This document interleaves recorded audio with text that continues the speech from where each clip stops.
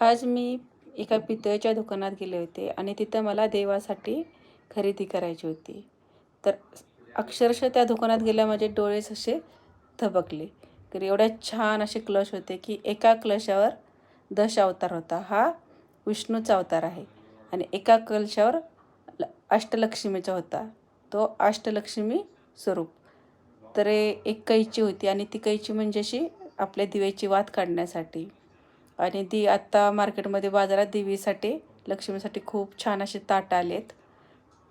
आणि फुलं ठेवण्यासाठी फुलदाणी तर इतकी सुंदर होती की त्याच्यावर पण अष्टलक्ष्मी अशा कोरलेल्या होत्या.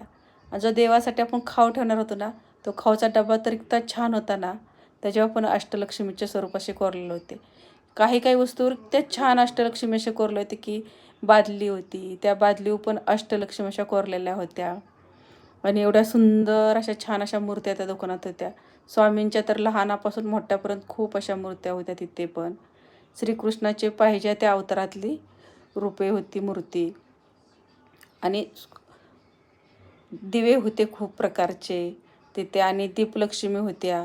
आणि असं एकदा गेलं ना की असं नेहमी वाटतं की तिथून काय खरेदी केल्याशिवाय बाहेरच येऊ नये.